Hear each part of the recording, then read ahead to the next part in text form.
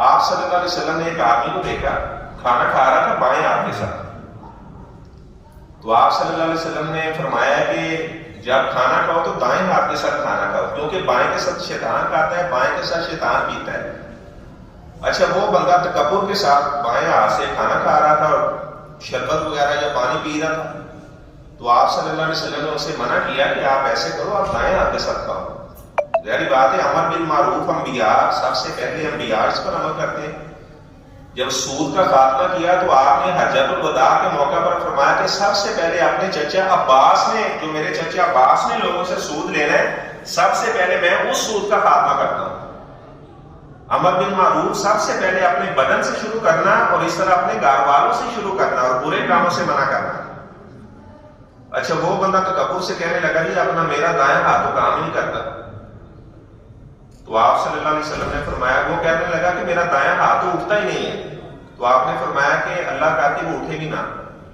اچھا وہ اس کا ہاتھ جو ہے نا دائیں ہاتھ اس کا شال ہو گیا، وہ چہرے تک لانا بھی چاہتا تھا تو اس کے منہ تک اس کا ہاتھ نہیں آتا تھا، ساری زندگی اس کا ہاتھ اسی طرح شال تھا.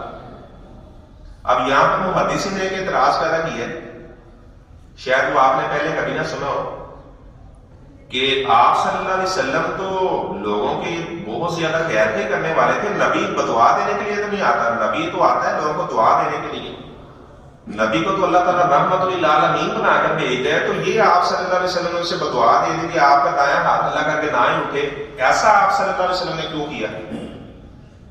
انہوں نے پھر بڑا پیارا اس کا جواب دیا ہے. وہ لکھتے ہیں کہ آپ صلی اللہ علیہ وسلم نے فرمایا کہ جب کوئی بندہ، یہ بخاری شریف کی روایت ہے، من تکلم بکلمۃ بسخط اللہ، اپنی زبان سے کوئی بندہ ایسا تکبر والا جملہ بولتا ہے لا یلقی لہا بالا، بندہ اس کی پرواہ بھی نہیں کرتا.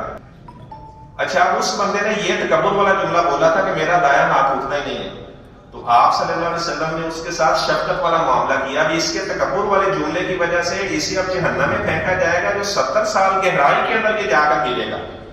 تو آپ صلی اللہ علیہ وسلم نے اسے یہ کہہ کر کہ تیرا دایاں ہاتھ نہ اٹھے تاکہ اس بندے کو دنیا میں سزا مل جائے کہ آخرت کی سزا سے بچ جائے.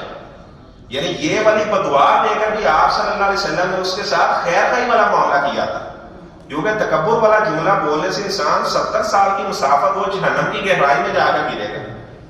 اور فرمایا کہ بعض بار کوئی بندہ ایسا جملہ بولتا ہے جو اللہ کو بڑا پسند آتا ہے تو اللہ تبارک و تعالیٰ اس کا جنت کے اندر محل بنا دیتے ہیں. اس لیے ہمیشہ اپنی زبان سے ایسا جملہ بولا جائے جو اللہ تعالیٰ کو راضی کرنے والا ہے، کبھی تکبر والا جملہ نہ بولا.